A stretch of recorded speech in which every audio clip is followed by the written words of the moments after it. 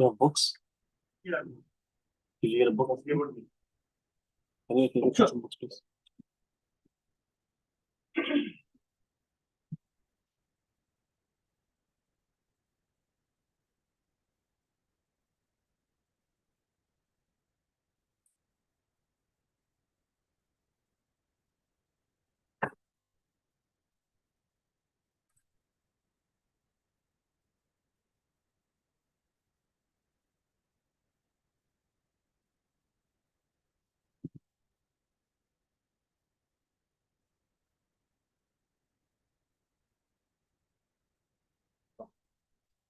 Stop. Yeah. You can leave it anyway. Or put on the chair. I'll put on just because I don't want you to walk back and forth. Put on the chair. All right. Bismillah ar-Rahman ar-Rahim.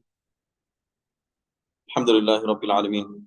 والصلاة والسلام على المبعوث رحمة للعالمين نبينا مولانا محمد وعلى آله وصحبه أجمعين أما بعد. So today is actually a very important part of the seminar, and today of course we'll be discussing the violations, meaning the things that will incur or require a person to give whether dam, whether sadaqah, whatever it may be, the different violations that are there. A person will, based on what they've done, based on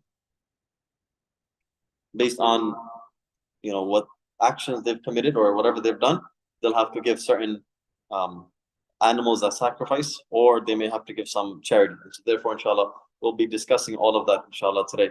So this is very important, inshallah. Along with that, inshallah, today we'll be discussing Umrah and the first phase of the Hajj journey as well, inshallah. So this is, inshallah, we'll go through it. Previously, obviously, we mentioned some overviews of Hajj and so on. So if you haven't watched the first seminar, I do highly recommend watching that one first. I mean, watching that one afterwards, whenever you get an opportunity, inshallah. Anyways, so we're continuing on from page 15, violations while in the state of Ihram. And those who have the book, alhamdulillah, good. If not, the Hajj and Umrah, a brief guide by Sheikh Furhan Zubairi. If you live nearby, you can pick it up, inshallah, anytime. And if you live further apart, so for example, there were some people who lived in Delaware and some other states that reached out. For them, it's cheaper to just buy the book. The book itself is $7 on Amazon, so it's cheaper to buy the book. For me to ship it out to you, it'll be more expensive, right? So if you live in a different state, you can purchase it, inshallah, online. Otherwise, if you live nearby, or if you want multiple books, that's also a possibility. So there was one family from Florida, they wanted, so 5 of them are going for Hajj. So I sent them Ihram and as well as 5 books. So anyone who lives far apart as well, inshallah, no worries. Just pay for the shipping cost and I will send you as many books as necessary, inshallah. Okay, moving on. So, all right, so as mentioned earlier, once a person enters the state of Ihram, a number of restrictions or prohibitions come into play. Very important. So depending on which restriction is violated, a pilgrim will have to do one of 3 things. Number 1, sacrifice a camel or a cow. Number 2, sacrifice a sheep. Or number 3, give a donation. So the sacrifice for all of the violations mentioned can be done on any day, but they have to be done within the haram, within the sacred precinct. Okay. Time duration.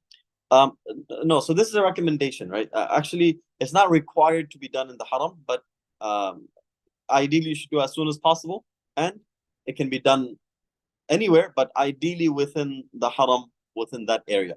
Okay, so this is very important. Although he says here that it must be done, it's not necessary, but it's more of a recommendation that it should be done within the haram area. Okay, so we'll discuss it further, inshallah. Violations that require the sacrifice of a camel or a cow. Right? So there are 2 violations that require a person to sacrifice a camel or a cow. Right. Number 1, intercourse after the standing at Arafah, meaning wuquf bil Arafah, before shaving or trimming the hair on the head on the 10th. So if a person has intercourse before the standing at Arafah, then the entire Hajj itself becomes invalid. So if it's before wuquf bil Arafah, the entire Hajj is invalid.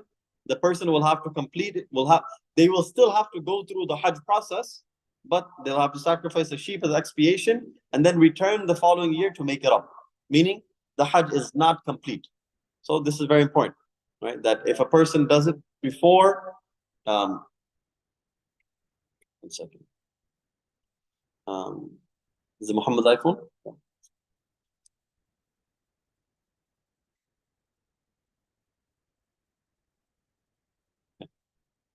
All right. Anyway, so if a person has relations with their family before wuquf bil Arafah, then the entire Hajj is cancelled, right? And then that's why there's only two things that actually, require you to, which are like very big, very important things, right? And so this is the first one, right? That if you don't do wuquf bil Arafah or you have relations with your spouse before that, then the entire Hajj becomes invalid. Inshallah, hopefully most people won't do this. You understand the severity of it, so inshallah this will be avoided. Number two, performing the tawaf of visitation, tawaf of ziyarah, in a state of major ritual impurity, menstruation, or postnatal bleeding. A person will be absolved from sacrificing if they repeat the tawaf within its proper time, from the 10th till sunset on the 12th, while in a state of ritual purity. Right? So this is important. Major ritual impurity, you can avoid that. But as for menstruation, generally we recommend women, if obviously you should speak to your doctors and so on, but if possible, you can take medication which would delay your menstrual cycle, especially if you know that these are the days that I'll have my period. Try to delay it so that you don't have to deal with all of these issues, right? But again, at the same time, make sure you consult your doctor. Make sure it's safe and healthy for you, or it's okay for you to do so. Again, feel free to ask questions at any time, inshallah. All right. Violations that require the sacrifice of a sheep. So it is mandatory wajib for a pilgrim to sacrifice a sheep as expiation for committing one of the following violations. Number one, to apply fragrance or any scented substance to an entire limb, meaning hand, arm, face, feet, etc. That means a person can't use cologne, perfume, attar, scented lotion, soap, or shampoo. This is very important, right? Yes. Yeah, so question about, so I bought some razors for a Hajj, to shave, but then I realized, they're the ones for the body and they have a lot of fragrance attached with them. Yep. So these like the regular Gillette razors, they have one strip and might have fragrance. Yeah. So you should get those razors that are not scented at all, right? So this is actually very common, right? Believe me, or this happened to me as well, right? Very similar actually. But we know this, right? But it just, so I remember maybe 1 or 2 years ago, I did my first Umrah, second Umrah, I went and after doing the Umrah, I don't know what came into me. I was already bald, but I took some soap and then I started putting on my head and I realized, oh, what am I doing? I still have to shave and then I can come out of Ihram. So I had to, it's coming up right now, but essentially I had to give sadaqah because I had put fragrance or some fragrance soap on my body. So depending on how much of the body that, either you'll give a sheep. So if you put on the full limb of the body, then you have to give sheep.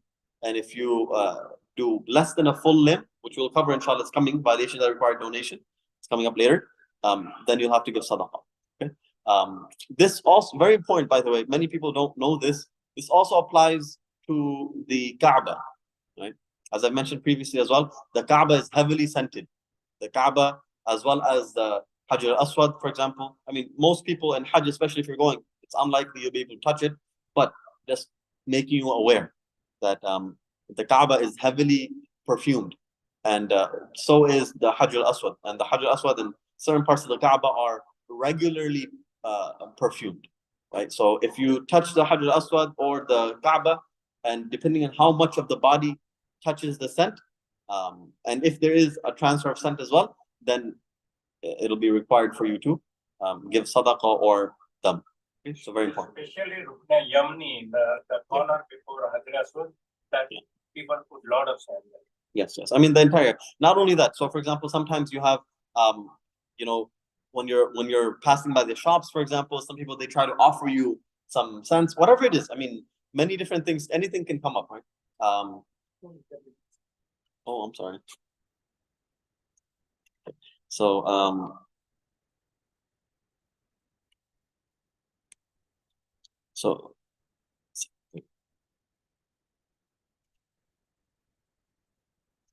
so then, yes, there are.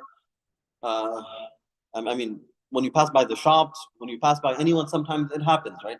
That people are giving cents and so on and so forth. And because you'll be in Hajj, you'll be in the state of Ihram for longer. Umrah is just a small period.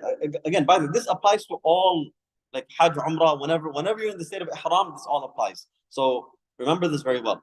So then, anytime someone is offering cents and so on, just be very careful. Okay? So in terms of the Ihram before going to Hajj, can we put like fragrances Yes, on the Ihram? yes. You can put on, I mean, ideally the scholars they say you should avoid putting it on the ihram itself. Rather, you can put it on your body, right? That's fine. But like if I went home today and I put some. Yeah, I mean, yeah, it's okay. But it shouldn't be such that it has a you know like a sign or some marks or so on from the cologne or perfume, whatever you put on, right? But for example, if someone washes their ihram with detergent, for example, that's fine. There's nothing wrong with it. This is also another very common question. People they ask, "Can I wash my ihram with detergent?" Yes, you can. Of course, you can reuse your ihram, and you should reuse your ihram, and you should make sure it's clean, right? So one like brother asked, when they put the fragrance before the ihram and after the ihram, they are not doing it. While in the crowd, if it transfers from person to person because he is smelling good, so what's the condition? It's unlikely. That's why I said you should avoid putting it on the ihram itself. For example, if you put it now, obviously it will not transfer, right? That's why I said avoid putting it on yourself. But for example, so he applies on him at the ihram, okay, and he's in the crowd, and because of his on his body, it transfers through the cloth and to me. So in that condition, if it happens, right, the possibility is there because sweating and all that is there. yes, yes. So it transfers to the other person who hasn't done it. Yes. So it is not because he did it before the ihram, but yes, transfers after the ihram. So in that case, depends on how much of the body was affected. Yes, you still have to give it because I mean, whether you touch intentionally or unintentionally, you still, if you touch fragrance intentionally or unintentionally, you must still give the expiation for it. So I mean, it's possible. So just be very careful. So since Kaaba is fully fragrant, is it good to not to go and touch it during because we have to go through this? So yeah, I mean, and then we can it makes sense. I mean, I know it's like you want to touch the Kaaba, right? But for most of us, if not all of us, just take the idea of being able to touch the Kaaba out of your mind. Especially if you're going for Hajj, don't even try. Don't even, because it'll be extremely difficult. Right? So it's highly unlikely you'll be able to touch the Kaaba without pushing, without shoving, without hurting someone. Right? So in that case, harming a Muslim is haram, right? Especially unnecessarily touching a non-mahram also haram, right? So going through that, obviously, if you're trying to touch the Kaaba in that state, it's likely you'll have to do haram to do something which is good. It's good to touch the Kaaba, but it's not necessary, right? And so therefore, my recommendation is to just take the idea out of your mind, because there will be many other people who will be trying. So just understand that. For example, this past year when I went, I mean, for Umrah, it was I didn't even have it in my mind. You know, it's not possible for me. A different time when I went, it was possible. There was a way and there were not that many crowds, alhamdulillah, and so I was able to touch it. So it just depends, right? But for Hajj, generally, you will not, it's very unlikely that you'll be able to touch the Kaaba without incurring some issues. Right? You'll get upset, you'll push people, you'll hurt people, you may even, people will shove and push you back, obviously. So then you get curses and so on. Why would you do that? So, my opinion, avoid it. Okay. Yes, moving on. For men to wear. Also, by the way, so all of you should try to buy. My recommendation is buy unscented soap already. If you haven't done so, make sure you buy it, right? Very important. I've already purchased mine, right? And I plan on taking some extra as well, but it's definitely very important. You should take unscented soap with you. At least soap, that way you can clean yourself. And if you need, for example, Vaseline as well, obviously make sure it's unscented, and whatever else, make sure anything you need to take, make sure it's unscented. Also, same thing applies for sunscreen. Those of you who are going for Hajj this year with us, make sure you take sunscreen, right? It'll be extremely hot. My recommendation is, I mean, whichever sunscreen works for you, right? I'm not gonna, whichever sunscreen works for you, take that sunscreen. And there are different types. There are some that you can, the stick ones that you can, put on your face and so on. There are sprays. Whichever one works for you, take those. Just make sure that they're fragrance free. There are fragrance free sunscreens. Make sure that's you take those. Very important. Okay, number 2, for men to wear a stitched garment for a complete day, Fajr to Maghrib, a complete night, Maghrib to Fajr, or its equivalent length of time. Basically, a man can't wear a shirt, pant, socks, or underwear. So this is very important, right? And believe me when I tell you, there are people that have come up to me and they said, "Oh, we're wearing underwear under the ihram." Believe me, there are people who do that, right? They wear underwear under their ihram. So you can't do that. Right? Same thing. I've seen people wear socks in the state of ihram, right?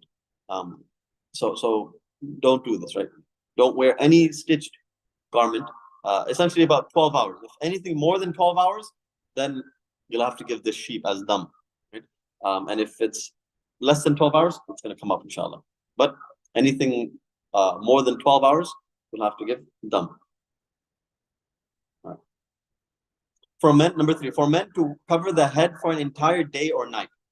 Same thing, right? That means men can't wear caps, hats, or anything else that covers the head. This also applies to sleeping.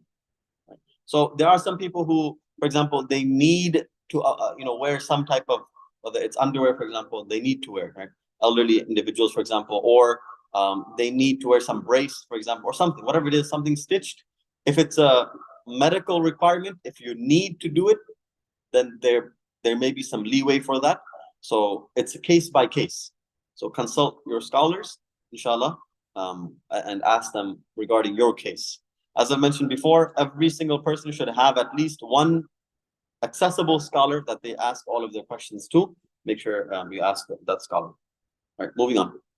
Number 4, to shave or trim 1/4 or more of one's head or beard. Right, so this is while you're in the state of ihram. This is not later. We're talking about during the state of ihram, someone is just shaving or trimming 1/4 or more of their head or beard, which generally most people don't do, but just a possibility if it does happen. Right. Number 5, to shave the armpits. Again, unlikely, but the possibility is there. 6, to shave the pubic region. Number 7, to trim the nails of both hands and both feet in one sitting, or to trim all 5 nails of one hand or 1 foot in one sitting. These are very particular, right? Meaning you trim the nails of an entire hand, or obviously both hands or both feet in one sitting. It's considered a major infringement. So therefore, you'll have to give them. You'd have to sacrifice a sheep. Okay. Yes, most sunscreens are water resistant. Should we just remove it before making wudu? Water resistant and waterproof are 2 different things. Right? So if something is water resistant, it doesn't really affect the wudu unless if water does not reach. So for example, let's say paint, right? Paint does not allow water to reach the body, for example, right? But for example, a pen mark will allow. Right? So if someone has like, if someone draws, some, or for example, henna, for example, whatever it is, right? If someone draws on the body, it's different from when a person has paint on their body. So both are very important. So water resistant and waterproof are not the same. But I mean, if you feel that it may affect the wudu, then yeah, just wash your face or whatever properly. Make sure you take extra of everything, right? Make sure you take extra of sunscreen, especially sunscreen and so on. Take extra. And especially if you're taking the spray and so on, you should definitely take extra, because there will be a lot of people who will not take, and they will ask you. So make sure, I mean, take extra for other, to share. Take extra to share, that I'm taking this so that, to share with others. Same thing with soap and other things. Take it so that with the intention that inshallah, the people who did not bring it, I will share it with them, inshallah. You get the reward for it. It's only a few dollars, right? I mean, for us, a few dollars, a bit of preparation ahead of time, inshallah, and you'll get so much reward, inshallah. Moving on, right? Number 8, to omit a mandatory wajib act of Hajj, or to delay it past its specific time. So to omit the sa'i, meaning to leave out the sa'i. To omit the stoning of one day or all of the days, 10th, 11th, 12th, or 13th. We'll talk about Ramil Jamarat, we'll talk about that later, inshallah, but if you leave out all of them, or even if you leave out one day, not the 13th, but if you leave out the other days, the 13th we'll speak about later specifically, but anyways. To delay shaving or trimming one's hair past its time, meaning you should trim it or shave it within the Fajr of 10th till Maghrib of the 12th. If you delay it, then you'll have to give them. To delay the tawaf of ziyarah past its time, meaning again from Fajr of the 10th till Maghrib of the 12th. To delay the standing of wuquf at Arafah till after Maghrib. Very important, right? As you know, you must stand at wuquf in Arafah. And if you delay it till after Maghrib, then you have to give. If you miss it entirely, then your entire Hajj is gone. But if you delay it, then you have to give sheep. Okay. All right. Moving on. Violations that require a donation. So this is sadaqah, right? Basically, these are minor. Can you use the henna on your beard or hair? It doesn't really have to do with the haram, unless someone is doing it in the state of. You shouldn't do it in the state of ihram. 100%. Don't put henna on your beard or hair in the state of ihram, obviously. But outside of ihram, yeah, I mean, there's nothing wrong with putting henna on your beard or your hair. But that's completely separate from the Hajj discussion. Anyway, so sadaqah, there are smaller, so he says the following violations result in a donation of 2.2 kg or half sa' of wheat or its equivalent monetary value. The equivalent monetary value generally is about 15 to 20 riyals. So 15 to 20 riyals, that's the general understanding. Some people will say more, but this is the general understanding. 15 to 20 riyals, and you should ideally distribute it within the haram, within that area. So you can give it to the fuqara or wherever else. So by the way, I'm sorry. Now where do you give your sheep? Or what happens? How do you do it? Now we spoke about giving the sheep or the camel, but where do you do that? Right. So generally the Saudi government has a website for all of this. So you can go on the website, you just Google it, you'll find it, inshallah. But the Saudi government has an official website that they do this. There are many other scholars and travel agencies that also help as well. So speak to your local scholars, speak to your local travel agency. They may be able to help you with the sacrificing of a camel or cow or sheep, whatever it is. They may be able to help you. There are many people, but also the government has its own website. Which is more reliable? Whichever you trust more. Yes. Yes. One of the things that I read about was that some websites do it within the boundaries of Mecca, and then some do it outside. And yeah. So as I said, it's not necessary to do it within Mecca or within the Haram, right? It's not necessary to do it. Ideally, it should be, but it's not necessary. So therefore, I mean, at least according to our madhab, it's not necessary. So therefore, you can do it. They can do it anywhere, right? And it's not be like anywhere, like Bangladesh, Pakistan. Yes, technically. No, and yes, technically, yes. Technically. Yes. Oh. But ideally, it should be done locally. Ideally, it should be done in the Haram area, or the Makkah area. Okay. That's ideal. And this is for violations or also for your sacrifice? For the sacrifice, for everything. Right? Ideally, it should be done within the Haram area. Even for sadaqah also, ideally, yes, you can give it later as well, but it's better to do it within the Haram area. Right. Okay, any other questions? All right. So now sadaqah, right? So number 1, to apply fragrance or any scented substance to less than entire limb. So for example, part of the hand, part of the arm, part of the face, for example, right? This happens as well, I don't know, maybe you started washing a little bit with soap, for example, and then you realized, so you didn't wash your entire hand with soap, but you washed a portion of your hand with soap. Therefore, then you have to give sadaqah for that. Yes. So, getting angry or pushing somebody, it's a violation. It's a major sin, but there's no monetary violation for it, or there's no monetary compensation for it. So it's a major sin, obviously, but you don't have to do anything as an expiation for it. Combing hair, not to, or Yeah, don't ideally avoid it. Ideally avoid combing hair, especially if you have long hair. My recommendation is trim it, shave it, whatever you want to do. But because it's harder, right? I mean, as you the longer your hair is, especially if you know that a lot of my hair falls off, for example, right? In that case, maybe you want to shave it in advance, for example, before going. You'll go there and shave anyways, for example. So just shave it before. That way, for example, sometimes unintentionally people do it also, right? We're gonna talk about it also. It's coming up as well. Well, I don't think he mentioned it here. Okay, he did not mention it here. But basically, if someone intentionally, for example, scratches their head, like, as I'm doing it now, for example, they scratch their head and then, a bunch of hairs falls off. In that case, they'd have to give sadaqah. And depending on how many strands of hair and so on, they'd have to give sadaqah. we don't know. If it's intentional, if it's intentionally, you can see, like, okay, yes, a couple of strands fell off, for example. Then, Practically, it's not really possible because it takes out of the back. yeah, I mean, if you do it, I mean, people are not really pulling your hair off, so you're not really like pulling out hundreds of strands of hair. You're not really pulling out large chunks of your hair, right? Generally, it's a couple of strands that fall off. Yeah, like I have like plucking my eyebrows, so obviously, like if I'm plucking eyebrows, then there would be some sort of Yes. So one hair, how much? So No, so it's about, I think it's like per few strands. I'll come back to exactly which, how many hairs and so on, but basically sadaqah for for some hair. Yes, I was gonna finish and say this, but basically, yes, you don't need to. Some people, what they do is they sacrifice, just in case, right? You don't have to do it, right?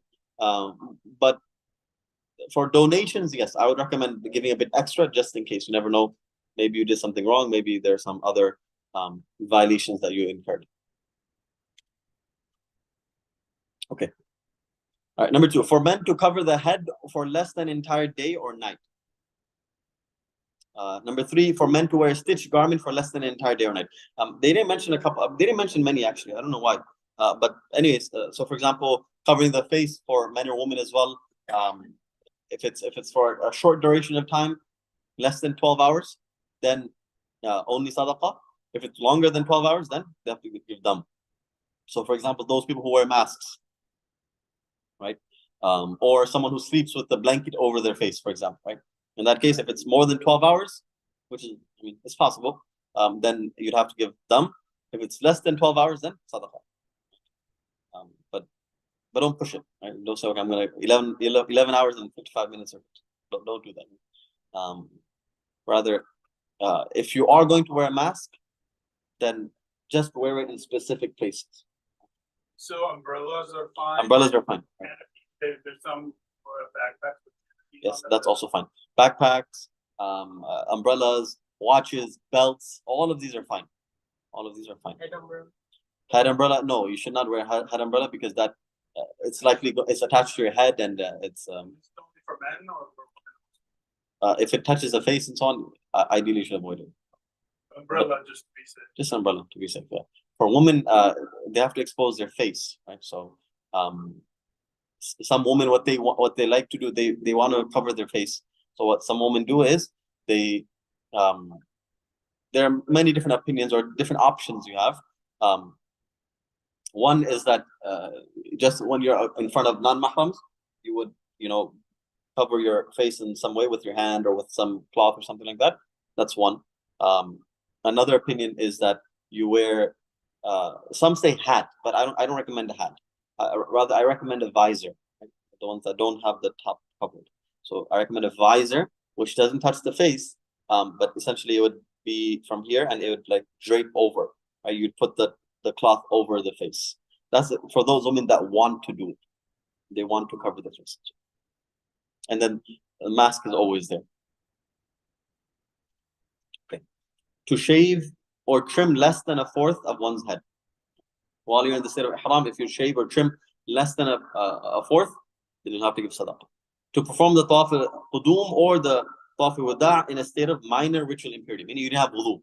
If you didn't have wudu, then you have to give sadaqah. Again, this is specifically for Tawaf al-Qudum and Tawaf al-Wada'. Remember. And then to trim one nail. A donation will have to be given for each nail that is cut, if less than an entire limb. So for each nail that you cut, you'll have to give some sadaqah. Nail biting, yeah, some people have a bad habit of biting their nails. You do whatever you have to do within the next 2 weeks, figure it out. Right? Or if like your nails get long and then sometimes partially. So that's why it's highly recommended to cut your nails beforehand, right? Otherwise, if it's long, you may want to bite on it. You may want to, sometimes, it breaks or something, so just be very careful. Any further questions before we move on? Violations, there are always, so believe me when I tell you that Hajj and Umrah is not difficult at all, right? Many people, they don't go for Umrah because they think it's complicated. Umrah is very simple and very easy, right? As I always say, if you are traveling to any of the Indian subcontinent, Bangladesh, Pakistan, India, whatever it is, go for Umrah. Have a layover, because generally most airlines, they stop in the Middle East anyways. They stop in Turkey or they stop in, so generally it's only maybe a couple $100 more made at the most, and you can do your Hajj, do your Umrah, sorry. Right? So I highly recommend, anytime you're going, go to Umrah. Even if you have one extra day, if you can do one day. So last year when I was, I was traveling and to Bangladesh, and on the return trip, we stayed for 2 days with my mother, and I did 2 Umrahs, alhamdulillah. We did 2 Umrahs, alhamdulillah, in those 2 days. It's very possible. I mean, you have nothing else to do there, right? So even in one day, even within a few hours, I mean, obviously be very careful, don't miss your flights. But if you have, I would say maybe about, depending on the time of the season, within 6 to 9 hours, you can do it, inshallah. 6 is very close, but 9 hours, inshallah, you can easily do an Umrah. So most of us who are traveling to the Indian subcontinent, I highly recommend doing an Umrah on your journey, going or coming back. Can you do Umrah for your deceased mother? Yes, you can. Yes, you can definitely do Umrah for any deceased individual, whether it's your mother, your father, your relatives, friends, family, whoever it is. You can do Umrah on their behalf. Or another way to do it is you can also send the reward to different people as well. So you can send I make intention to send the reward of this Umrah to so and so. Moving on.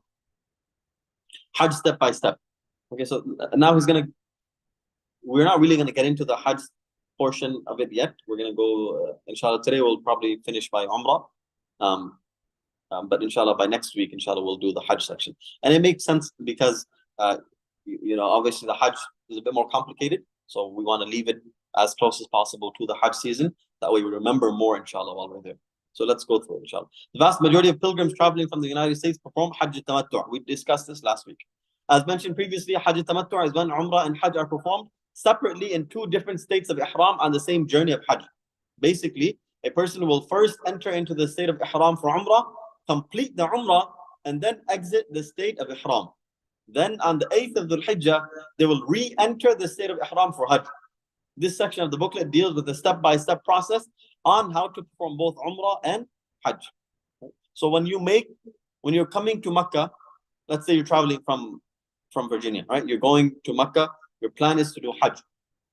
When you're going for the first time, don't make intention for both in your one Ihram. Don't say I'm making intention for Umrah and Hajj. Rather, you're making intention for what? Only Ihram. Sorry, only Umrah. Sorry. Only Umrah. Remember this very well. You're making intention in your Ihram for only Umrah, not Umrah and Hajj. Because Umrah and Hajj is what? Hajj al-Qiran. Right? That's a different type of Hajj. Right? Hajj Tamattu' is that you make intention for Umrah first, you finish your Umrah, and then you do a separate Umrah, you do a separate Ihram for Hajj. So very important. Right? Moving on. Preparation. Preparation is extremely important for anything a person does in life. Rasulullah sallallahu alaihi wasallam said, there is no intelligence like planning. When a person intends to perform Hajj, they should plan the journey well in advance and prepare for it spiritually, mentally, and physically. Right? So let's keep going. Spiritual preparation. The most important ingredient in any act of worship is a person's intention. The Prophet ﷺ said, actions are only according to their intentions, and a person only receives whatever they intended. A person's intention should be to perform Hajj sincerely to seek the pleasure of Allah Azza wa Jal. The entire journey of Hajj is an opportunity to reconnect with Allah, the Lord and Creator of the entire universe and everything it contains. Since sincerity is an integral part of taking advantage of this opportunity. Right? So make sure you are very sincere. Don't make, make sure you are not going for any other reason. You're not going to, come back and be called Haji Saab, for example. You're not going for any other reason. You're not going to do anything else, but rather you're going specifically and only for the sake of Allah Ta'ala. Yes. Yeah, so like the spiritual intention kind of ebbs and flows, right? Because first we were very excited, then we went through the lucid process, and then some muftis comparing that to a Hajj as well, with that whole process. So it ebbs and flows. So it's like, what are like some good guidelines for keeping your constantly renew your intention, and constantly so all of us should be writing down notes for anything, for everything. We should have like a whether in this Hajj booklet or something else, you should be having your Hajj notes, right? So you should either your Hajj booklet or you have your own notepad or something else, and write down advices that because there are many Hajj seminars that are happening, and you should try to attend as many as you can, because believe me when I tell you, you will not understand Hajj in the first round. You have to hear it over and over and over. Even then, you'll make mistakes, right? So therefore, make sure you understand the Hajj journey well, and make sure you're taking notes constantly. Along with that, anything that you remember as you're going. For example, sunscreen.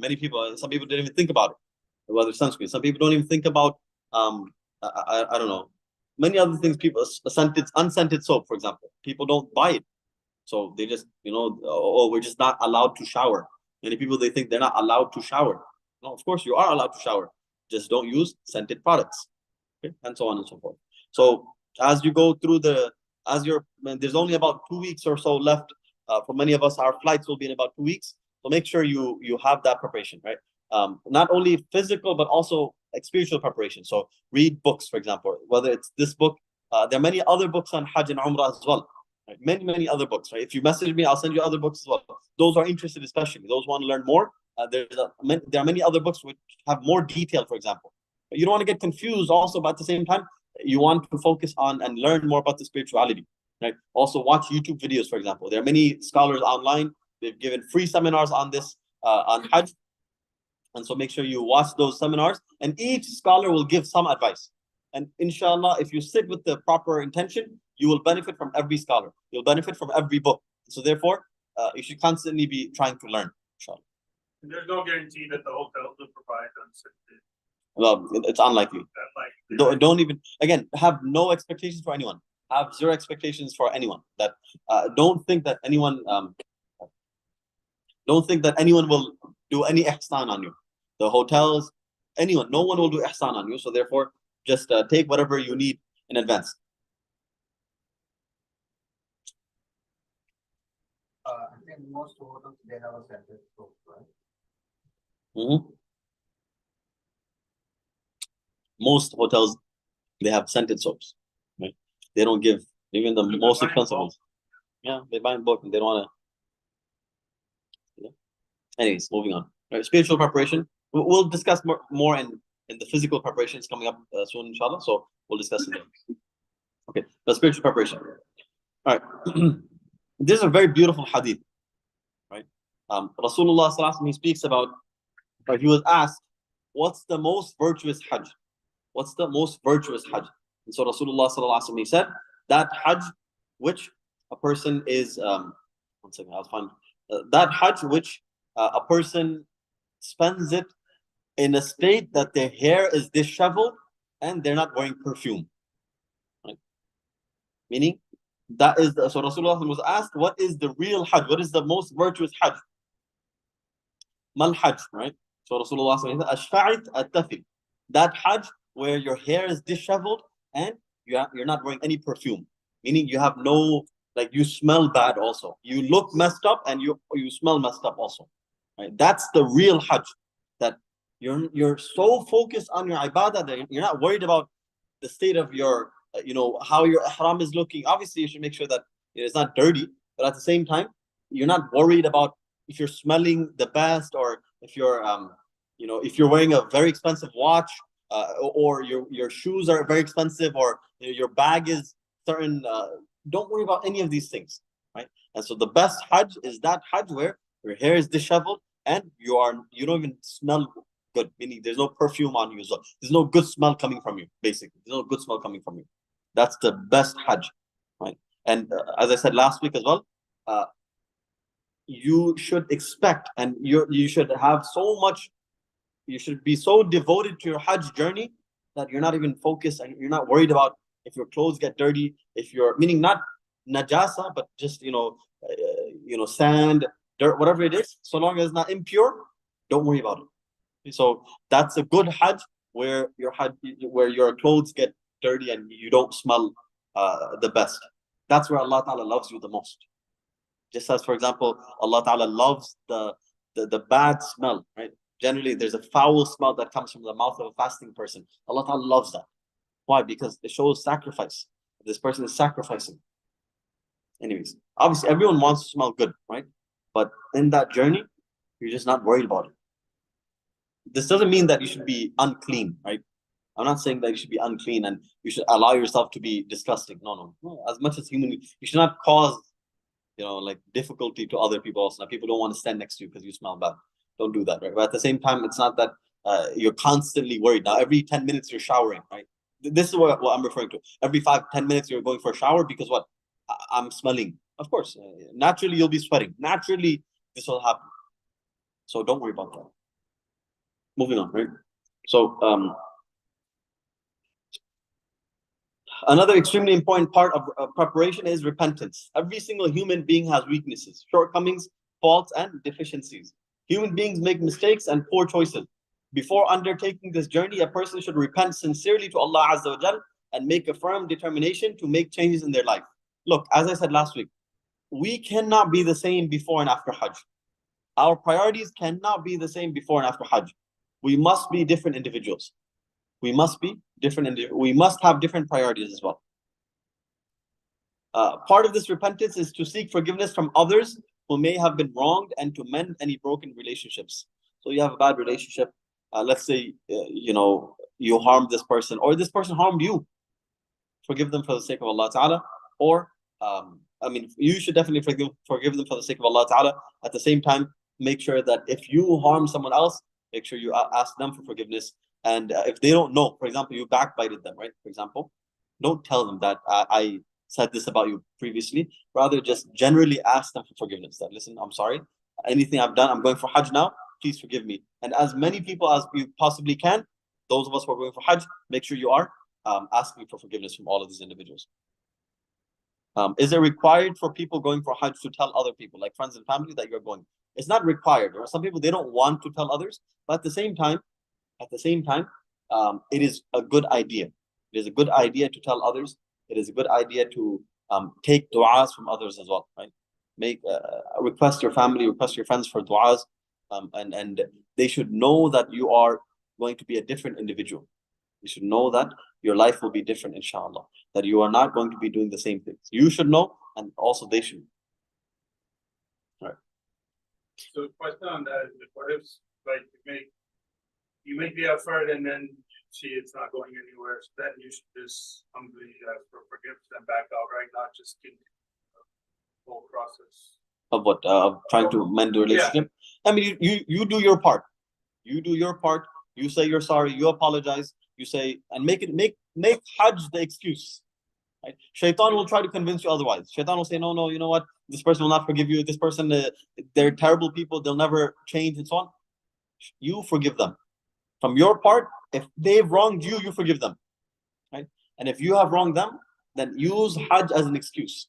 That I'm going for Hajj, please forgive me. If they say, I'm not going to forgive you, that's between them and Allah. Obviously, you try your best. If you've taken money from them, give it back. If you have harmed them in some way and you can do something to mend it, then do whatever you can. But at the end of the day, if it's like such that you've exhausted all of your resources, and even then they won't forgive you, then there's nothing you can do about it. Allah will forgive you, inshallah. In a lengthy narration, it's mentioned that basically Allah Ta'ala will on the Day of Judgment, the person that you harm, for example, and they're not willing to forgive you, Allah Ta'ala will give them so much. Whatever Allah Ta'ala will promise, Allah will say that, I'll give you this. Will you forgive this person? I'll say no. Allah will say, I'll give you this. And then I'll say, yes, I'll forgive this person. So Allah will make that person happy, and of course, Allah will make you happy as well. So Allah will keep both people happy. This many people have this question, right? Because this especially applies to the person who killed, the hadith, the person who killed 99 people, and then he killed 100 people, right? So people, they say that, well, Allah forgave him. What about the 100 people that he killed? Those 100 people, he killed 100 people, right? Is it not unfair, right? Is it not unfair that nothing happens regarding their rights? So the scholars, they say that Allah Ta'ala will make them happy. Allah will continuously give them things until they say, I forgive this person. How much Allah Ta'ala loves us. Moving on. Before performing Hajj, a person should have an overall view of what the act of worship actually entails. That means studying and understanding all of the rules and regulations associated with Hajj, such as the fara'id, wajibat, sunan, and violations. Again, this is a very small, concise book, which covers the basic outline, but there are many other books as well, which you can view as well. As I said as well, you can watch YouTube videos, you can ask questions, whatever else you can do. Take notes, make intentions, and so on. Right? So as I've said before as well, all of us should make an intention to at least finish one khatam of Quran in this journey. At least one khatam, right? For example, you're traveling, instead of just, for example, you're on the plane, right? On the plane, what happens, right? You have the option to watch a movie, or you have the option to recite Quran or some book. So what do? It's easy to watch the movie, right?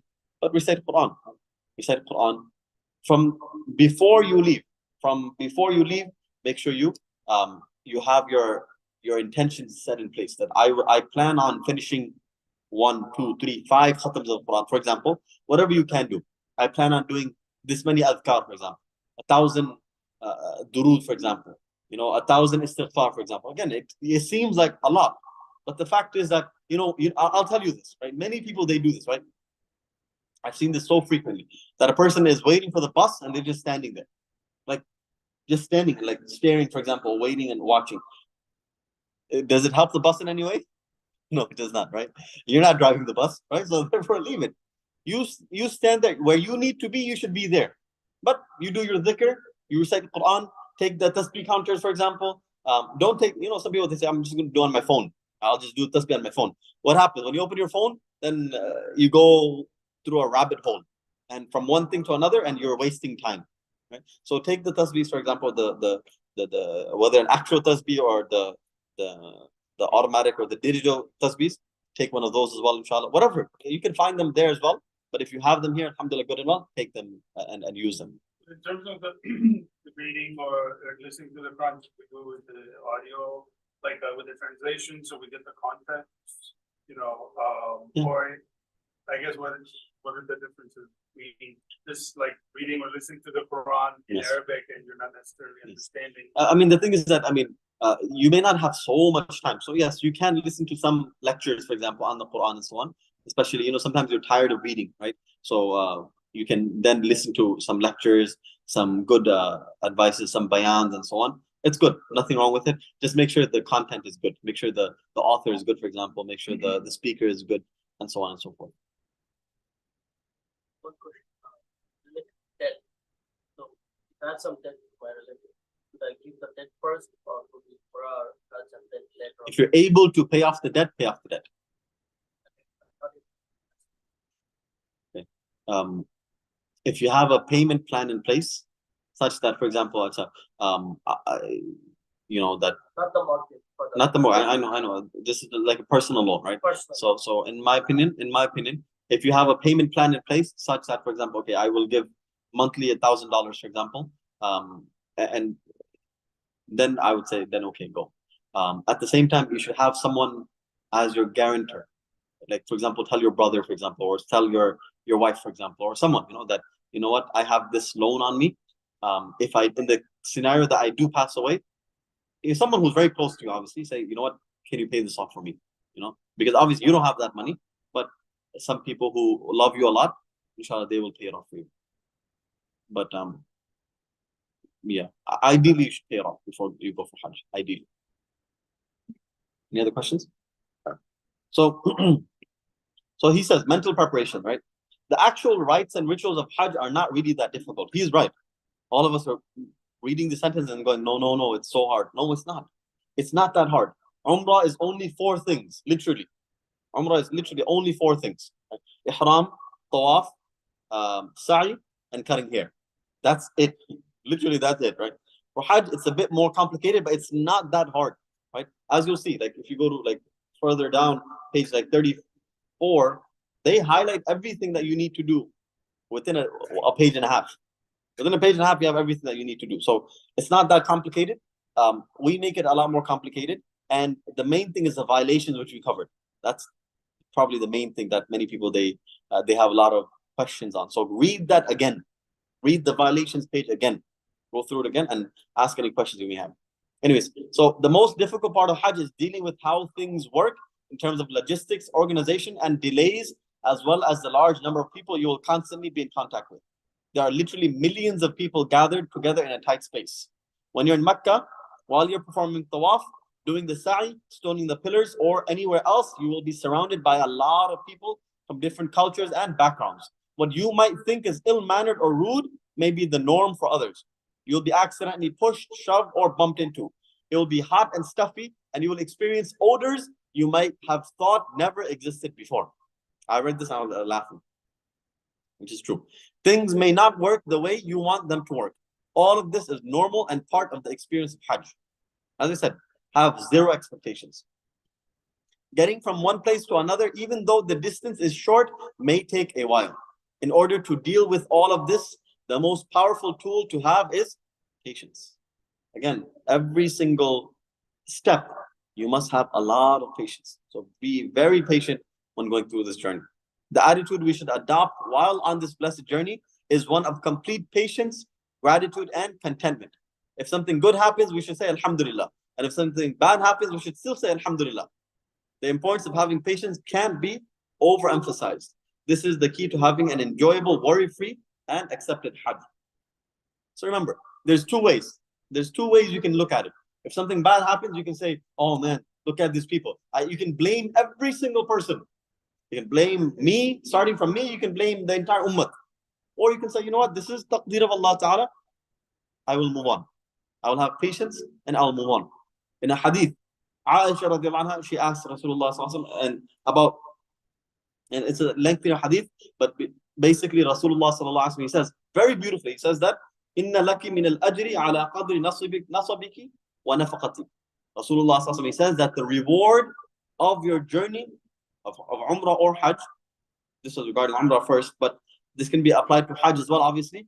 The reward for your Hajj or Umrah is based on the amount of difficulty and the amount of spending that you do. So the more you spend, the more difficulties you endure patiently, the more reward you'll get. Al-ajru ala qadri nasab. Remember this rule very well. The reward is based on the amount of effort or the amount of difficulty that you go through. Right? So some of my friends, one of my friends, he was saying that you should stamp it on your forehead. He said you should just write it on your forehead, right? Not obviously literally, but you should just write it on your forehead, right? And that way, every single time you just remember, okay, this is what I have stamped on my forehead. I've written this on my forehead, that the reward is based on the patience that I go through, the patience that I have because through the difficulties, right? So if you have that, inshallah, then your journey will be very easy. But if you're thinking that, you know what, it's going to be very easy and everything will go according to plan, you'll be severely disappointed. Okay. Any other questions? Yes. So I heard from somebody that in Makkah, if you have a grudge or something in your heart and you have not said it loudly, you would still get the guna, and only in Makkah. If you have a grudge, but you have not say something that somebody pushed you, and even in your heart you said, "Oh my God, this kind of person, such and such," that it's counted as a sin in Makkah. It could be such that someone who I mean, of course, if you're not at fault, then inshallah you will not be sinful. But if someone else is at fault and you are the cause of someone else cursing you, you'll be responsible. So, as I said, anytime you push, as I said, as much as possible, try to avoid it. But if you do it, say sorry, and move on. Sorry, please forgive me. And from your side, you should forgive everyone. Constantly forgive everyone, right? Every single day, forgive everyone. And just keep forgiving everyone. Imam Shafi'i, rahmatullahi alayhi, he would say that I don't want to be the person who, on the day of judgment, a person's entry into Jannah is delayed because of me. I don't want that someone is not allowed to go to Jannah because of me. So just as you would not want your entry in Jannah to be delayed because of someone else, similarly, you should not be the reason another person's entry into Jannah is delayed. Think about it like that. I've seen that some of the Muslims, what they would do, that if something harm is done to them or so forth, instead of getting upset, they would start doing istighfar to calm them down. Yes, 100%. Istighfar, whatever you can do, recite dhikr and calm yourself down immediately. Get in the habit of reciting istighfar very commonly. All right, physical preparation, very important. Let's try to move on quickly. Knowing what to pack when traveling for Hajj is extremely important. You don't want to overpack, and at the same time, you don't want to underpack. You do, however, want to travel lightly. The following is a list of essential items you should take with you. Number one, at least 6 pairs of clothes. You will be there for approximately 2 or 3 weeks. Make sure you have enough clothes with you. Laundry services are available in all the hotels. Even though they're available, they'll be very expensive, right? So you'd rather take clothes with you, right? Especially like undergarments, for example. Take breathable clothes, right? Again, take as much breathable clothing as you possibly can. Avoid big, large, for example, long sleeve t-shirts, for example, or shirts, for example, and so on. Try to pack more light clothes. Right? There are a number of companies that offer breathable, sweat absorbent clothing. Buy those in advance. Okay, it's better, in my opinion. I've tried washing clothes, by the way. It's very hard. SubhanAllah, I don't know. Before I used to, no, seriously, I used to doubt whether the clothes are actually washed in the machine. I just think, is it really washed? You'd always have that doubt in the back. Yeah, obviously, the fatwa is that it's fine, right? In the back of my mind, I used to always think, is it really? Do they really wash the clothes properly? But SubhanAllah, after I tried washing my own clothes with my own hands, despite the amount of soap I used, despite how many times I washed it, it still would not be as clean as when you throw it into the laundry and it comes out so clean. So, as I said, it's a good question. Like, in terms of clothes, like obviously everyone scares you, right? Like it's super hot, but people still just there and they do that. Could you just talk about what the expectation in terms of climate? Because like here, it could be 74 degrees out, but 80% humidity. And still. Yeah. So I highly recommend looking at the weather, right? And you'll be shocked, right? It is 150. It's not a joke. People are not joking when they say 120 degrees, 150. It's serious. And there's zero, there's no.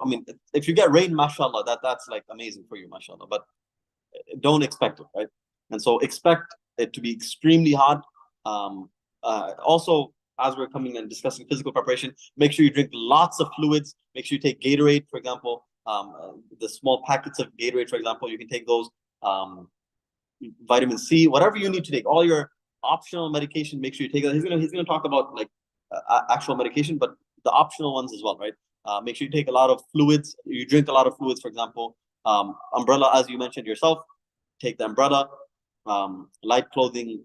Obviously, when you're in the state of ihram, which will be a couple of days, you're restricted on what you can wear and what you can do. But as much as possible, you should try to keep yourself. Oh, a small fan as well. Small fan, the portable fans. Try to keep them rechargeable. Right. If you take the battery ones, you'll have difficulty finding so many batteries and where you're going to do this and so on. So my recommendation is to get a good small portable fan, which is rechargeable, and test it out. Try it out. Okay, this is good enough. From now, you have about 2 weeks or so before the flights. Try it out. That are these fans good? Will I be okay?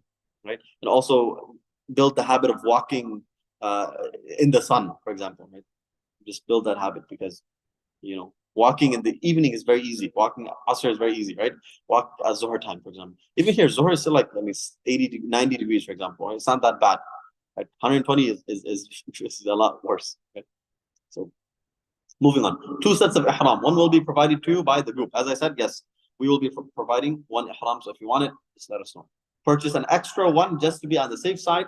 And so, yeah, it's always easy. It's always better to purchase another one, either from here or from there. So you can speak to, for example, our travel agency or whichever travel agency you're with. You can ask them how much it costs to buy another one, for example, and you can buy another one from them. A comfortable pair of slippers, right? As I said, the slippers must conform to the rules of ihram. So even if you're taking a separate slippers, which are comfortable, sometimes you have like the full strap ones, right? You can take those, but make sure obviously you can't wear them in ihram, and make sure you have appropriate sandals for ihram. Number 4, a shoe bag, right? So you know those string bags. Make sure you take those. Make sure you take one of those. Very simple and very easy. That way you can take the most important things and you can travel with them, right? Also, he didn't mention it here, but make sure you take a proper belt. Not a proper, the fanny pack. Right? Make sure you take a proper good one, right? Because you don't want to put money inside your backpack, right? Even the string bag, you don't want to put money back there, right? Put money or whatever it is within your belt bag. It's important to have a good, strong one that even if you're some of them, they have the wire running through it, by the way, right? That way, if someone tries to cut it, they're not able to cut it. Again, the scholars, they say that a thief does not go for Hajj, but there are thieves in the Hajj. A thief does not go for Hajj, meaning, oh sorry, what is it? The Hajj is not a thief, right? But there are thieves that go for Hajj, something along those lines. Basically, there may be individuals who don't have the proper intention while they're going there, so therefore, you do your preparations, inshallah. Okay. Number 5, medication. The most common medications such as Tylenol, Pepto-Bismol, and Imodium. Be sure to pack your prescription medication as well. If you have medication, you know yourselves, the scholars, make sure you pack 2 separate bags, because in case you lose one, you can have the other one, for example, right? But make sure you take all of your necessary medication and also take extra as well, because you never know. Yes, it's likely you can buy it from there, but it may not be the same, for example, and you may struggle. So therefore, make sure you take extra as well. All of us, make sure you take extra. So you have like a small little, make sure you have 2 pouches, right? One small pouch, again, this is for necessary medication, right? One is for, and again, you can put one in your checked luggage, for example. You can put one in your carry-on, for example. You never know, right? Maybe your carry-on gets lost, your checked luggage gets lost. You have no idea. So, yeah, that's another point, right? Your checked luggage, make sure you put a tag and so on, right? He doesn't mention it here, but make sure you put a tag, right? A nice get a nice pink bag if necessary. Right? Get the biggest, brightest bag that you can, or get the biggest, brightest tag that you can, right? So that people know, okay, this is for this person. Understand? Everyone likes the black, silver, whatever it is. Get a nice, very colorful bag. That way people know that this is your bag, right? And even if you don't change your bag, some of us have bags from before, that's fine. Make sure you have your tags attached to it, right? And tie them nicely and so on. Yeah, they have straps as well. Yes. The fluorescent straps as well. Duct tape also, fluorescent green or blue, right? Yeah. Anything that can help you recognize your bags, believe me, it can happen. It can definitely happen as well, actually. Okay. Toiletries, unscented soap, wipes, antibacterial, and Vaseline. Vaseline, you may need it, especially men, you may need it. So make sure you anti-chafing medication as well, or ointment. You may need that as well. So make sure you take those as well, inshallah. Number 7, snack food, granola bars, trail mix, etc. You will get hungry, right? You will get hungry. So please make sure you are taking some snacks with you, especially some things that will give you strength, right? Don't just take like garbage food, but make sure you take proper foods that will give you strength, inshallah. Again, make a list. Again, take the list, write it in the book, write it somewhere else, but make sure you have a list of things that you're taking with you, inshallah. And number 8, unlock cell phone. If you need, for example, cell service there, for example, you need to take a SIM there. An unlocked cell phone will be very useful. If you want, you can even take a cheaper phone. If you can, for example, some people, they do that, right? They take a cheaper phone specifically for Hajj or Umrah, right? You don't need to take your $1,000 phone. Take a $200-300 phone, for example. You don't need a okay, you do need a smartphone, but you don't need the latest and greatest smartphone, right? It's possible it may get lost, right? And if it does get lost, there may be issues, right? Along with that, also, for example, if you want air tags, for example, right? It's up to you. If you feel comfortable with that, you get those air tags, put them on your luggage, for example. That's another option as well. And so on, right? If you want,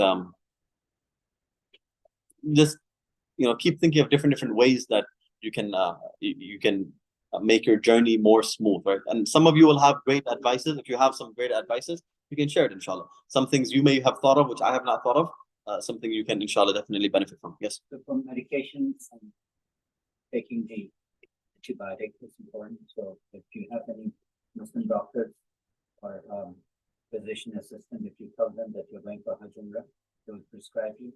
Because now they don't provide the antibiotic or prescription medicine at the pharmacist. You need a doctor note there. Yeah. So 100%. Speak to your doctors beforehand.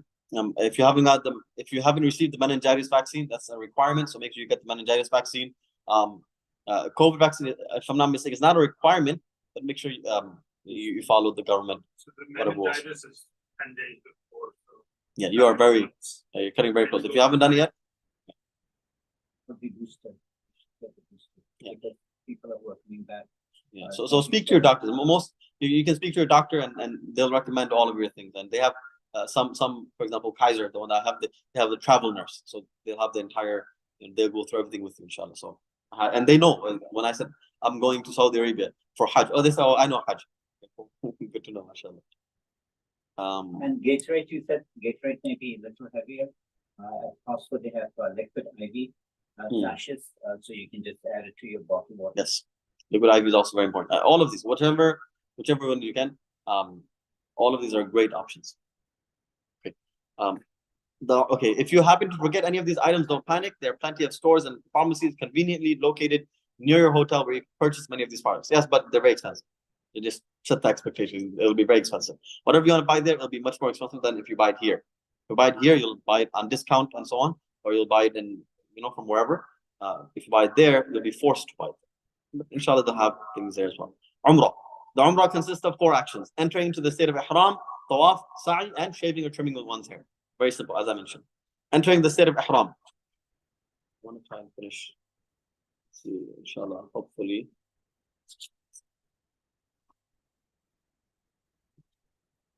There's a lot left. Okay, inshallah, we have about 13 minutes. If you don't disturb me, inshallah, we can finish this. Okay, generally speaking, groups from America either travel directly to Makkah or first go to Medina. Stay there for a few nights and then travel to Makkah. If you're traveling directly to Makkah, you will have to enter into the state of Ihram on the plane before crossing the miqat, which is a little difficult. Usually there's an announcement on the plane informing the passengers that there's an hour or so before reaching the miqat. If you are traveling to Medina first, then you will enter the state of Ihram before crossing the miqat on the way to Makkah, which is a lot easier, right? Couple of things, right? Listen, if you're going for Hajj from whichever airline you're taking, right? Go there early. Don't go there thinking, okay, 3 hours early. No. Go there even before that. 4 or 5 hours if you can, go earlier. Right? You have no idea because, again, for Hajj, many people are going and it's possible things may go wrong. Something happens. Today, Imam Zamir was talking about someone, right? He's saying that he traveled like 11 hours was the drive or something like that. And after getting to the airport, they realized that they took their wife's passport. Can you imagine? Right? You drive all the way there and you realize you took your wife's passport and not your own passport. So again, anything can go wrong. So please, even though we live, alhamdulillah, very near to the airport, please don't take it for granted. Rather, make sure you have your preparations well in advance and try to go there in advance as well. And as for how or when you should enter into the ihram, I mentioned this last week that you should you can wear the clothing in advance, but enter the ihram state once you are confirmed that you're going or that you're on your way. So, for example, once you have boarded the last flight to Jeddah or Makkah, then you can. Then I recommend making the intention for ihram and talbiyah, right? Because you have no idea. Something can happen. It can delay. Your flights can be delayed, cancelled, and so on and so forth. Many things can happen, and so therefore expect the unexpected and get into the state of ihram at the last, not the last moment, but once you are confirmed that you are on your journey. So, for example, once you've boarded the plane to Jeddah, for example, let's say you're gonna sleep, for example, then make your intention. I've done this before. I made my intention talbiyah and then slept. Okay? That way you're in the state of ihram and then you're sleeping, because there's a possibility you may miss the announcement. It's a possibility. So therefore, make your preparations before. Regardless of how the journey is structured, a person has to enter into the state of ihram before crossing the miqat. In order to enter into the state of ihram, you will do the following. Number one, to take a ritual bath, ghusl, or perform wudu, which is recommended. Meaning this is something which is, it's not necessary, but it's something sunnah. The purpose of this bath or wudu is general hygiene and cleanliness. That's why it's also recommended for a woman in menstruation and postnatal bleeding. If you're unable to do so, you may still enter into the state of ihram. Okay? Even if you don't shower, even if you don't make wudu, you can still enter into the state of ihram, but it's better to do ghusl or wudu. Number two, trim your nails and mustache. Number three, shave your armpits and pubic region. Number four, apply fragrance to your body. As we said, you can apply fragrance before ihram. Number five, men should change into the upper rida and lower izar garment. Both garments should be new or washed, and is preferred that they be white. The izar should cover your nakedness, which is from the bottom of the navel till the bottom of the knee, and the rida should cover both shoulders. You should also wear sandals in which the top bone of the foot is exposed. See pictures for how to tie the izar and wrap the rida. It's coming up, right? Believe me, the amount of people that I've seen where their ihram is like well below their navel, it's unbelievable. Many people, the ihram comes down. Make sure it's not tight, but at the same time, tight enough that it's not falling down. Women should also wear new or washed clothes, but can wear their normal clothes as long as they are modest and cover their awrah, the entire body except for the face, hands, and feet. Don't wear the dupattas that don't cover the hair and so on properly. Make sure you are covering the entire body properly. Number seven, pray 2 units of sunnah prayer. This is sunnah. You're coming to the state of ihram. This is sunnah. Or recite Surah Al-Kafirun in the first unit and Surah Al-Ikhlas in the second unit. Okay, this is sunnah. Make intention for umrah. The intention is a firm determination in one's heart to do something. You should say, "Oh Allah, verily I intend to perform umrah, so make it easy for me and accept it from me. Allahumma inni uridu al-umrah fayassirha li wa taqabbalha minni." Very simple. You don't have to make it in English or Arabic. You can make it in any language. Recite the talbiyah, which is, "Here I am at your service. Oh Allah, I am at your service. At your service, you have no partner. Here I am at your service. Indeed, all praise, blessings, and the dominion itself are utterly yours. You have no partner." Ideally, this should be recited 3 times. Labbaik Allahumma labbaik, labbaik la sharika laka labbaik, innal hamda wa ni'mata laka wal mulk la sharika lak. As soon as you make the intention to perform umrah and recite the talbiyah, you have entered into the state of ihram. At this point, all the restrictions of ihram apply, as mentioned in part 1. Recite the talbiyah as frequently as possible until starting the tawaf. Once the tawaf is started, the talbiyah will no longer be recited.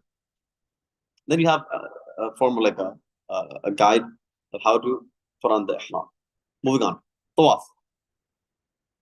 So tawaf, after arriving in Makkah, check into your hotel and freshen up. There's nothing wrong with resting, sleeping, using the washroom, and showering while in the state of ihram. However, you should try to go to the masjid as soon as possible to perform tawaf. After resting and freshening up, head towards Masjid al-Haram, enter through one of the gates, and recite Bismillah wa salatu wa salamu ala Rasulillah, Allahumma ftahli ababa rahmatik. Again, all of these are sunnahs, right? In the name of Allah, and peace and blessings upon the Messenger of Allah. O Allah, open the doors of your mercy for me. Right? As soon as you see the Kaaba, find a place that's not blocking anyone and make dua. It's narrated that the first time a person sees the Kaaba is the time when du'as are accepted. After finishing your dua, head towards the corner of the Kaaba with the black stone, Al-Hajj al-Aswad. The corner with the black stone is marked with a visible green light opposite to it, and there are also signs indicating where it is. Before reaching the black stone, stop reciting the talbiyah, and at this point, men will uncover their right shoulder. The uncovering of the right shoulder is known as iltiba'. As for the actual tawaf, you will do the following. Okay, understand so far? Any questions? Am I going too fast? A little bit? Okay, I'll slow down now. Istilam, face the black stone and raise your hands as you do at the beginning of prayer and recite Bismillahi Allahu Akbar. In the name of Allah, Allah is the greatest. If you're able to touch the black stone with both hands, do so and kiss it. If not, then simply gesture towards it and kiss your hands. You will do this a total of 8 times. Once at the beginning of tawaf and once at the end of each circuit. Tawaf begins and ends with istilam. This is sunnah. Istilam is sunnah, which is basically that you raise your hand towards the Kaaba and you say Bismillah, Allahu Akbar, and then you kiss your hand. You don't have to like make noises when kissing your hand. Just that's it. Just touch it to your face. Okay? Bismillah, Allahu Akbar, and then one. All right. Performing tawaf. Perform tawaf by moving towards the right while keeping the Kaaba on the left and walk around the Kaaba counterclockwise until reaching the black stone again. This is one circuit. You will do 7 circuits around the Kaaba, ending each at the black stone. Each time you pass the black stone, do istilam. The tawaf must be performed outside of the hatim, the semicircular enclosure in all 7 circuits. If able to do so in the first 3 circuits, men should do ramal, which is to walk briskly in short steps while gently moving the shoulders. Just like basically moving forward like that. And if possible, you should do it. If it's not possible, don't worry about it. If you're with a group, for example, if you have a woman with you, don't worry about it. This is considered to be sunnah, but it is extremely difficult to do because of the large number of people.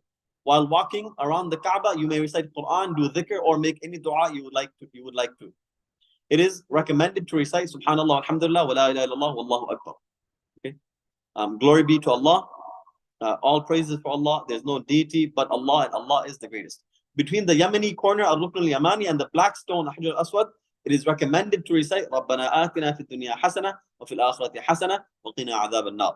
O Allah, grant us goodness in this world and goodness in the hereafter, and save us from the punishment of the fire. This is sunnah. It's recommended. Mustahab. It's something good to do. If you don't do it, I mean, there's nothing wrong, but it's good to do. And all of the du'as,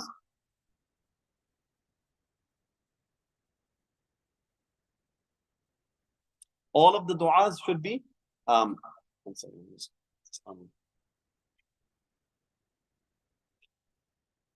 all of the du'as should be, you should learn the English or the translation of the du'as. Don't just memorize the Arabic, but also understand what you're saying. Okay? After completing the tawaf, men will recover their shoulders. Okay? You'll recover your shoulder and look for a spot to pray 2 units of prayer. Number 3, performing 2 units of prayer. Perform 2 units of prayer. These 2 units are mandatory. They're wajib. You must pray them, and will be performed immediately after the tawaf. It's recommended to perform them behind the Maqam Ibrahim, which is extremely difficult to do. Don't worry about Maqam Ibrahim. Just pray anywhere. Right? You will see many people trying to pray there while disturbing the flow of tawaf and creating a huge inconvenience for everyone else. These 2 units can be performed anywhere in the mosque. It's sunnah to recite Surah Al-Kafirun in the first rak'ah and Surah Al-Ikhlas in the second rak'ah. After praying, supplicate for whatever you want and then drink Zamzam. Before heading to Mount Safa, it is recommended to return and greet the black stone one more time. Meaning istilam, just recommended. That from far you do istilam again. Afterwards, head towards the mas'a, or the place where sa'i is performed. There are a number of signs indicating where it is.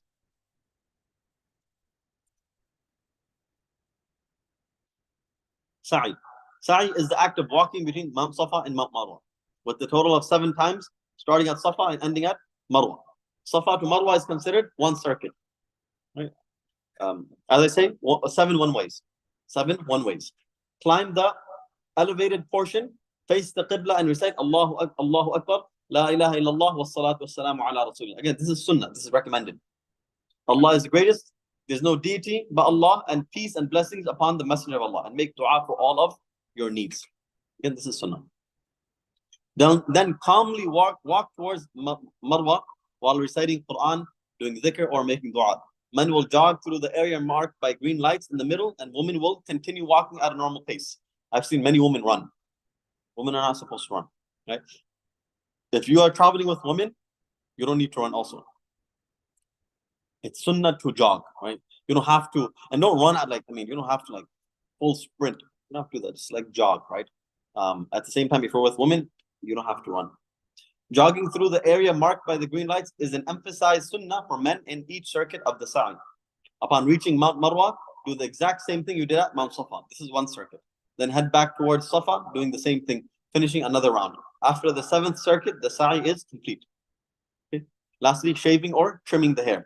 After completing sa'i, you will exit the state of ihram by either shaving or trimming your hair.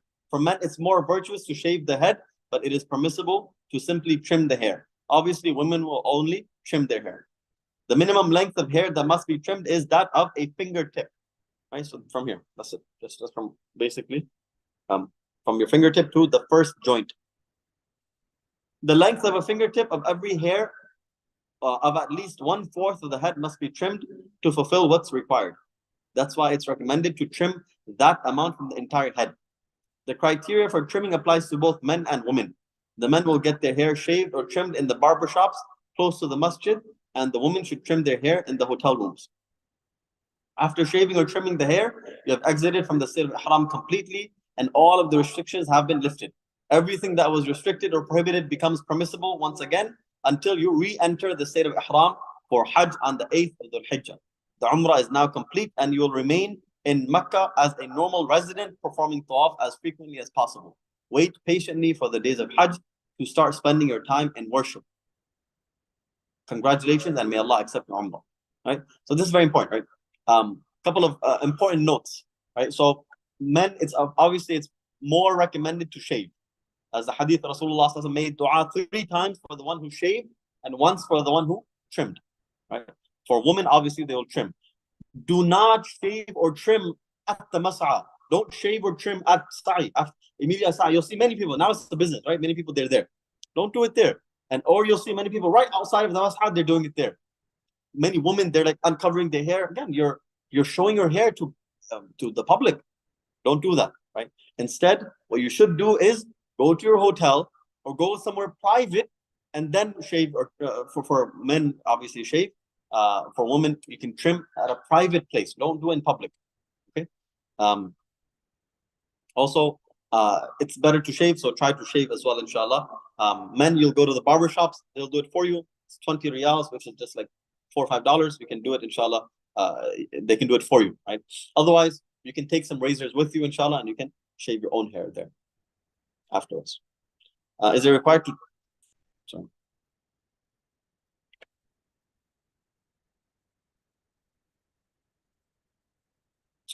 Okay, I answered that question already. Any other questions? Yes.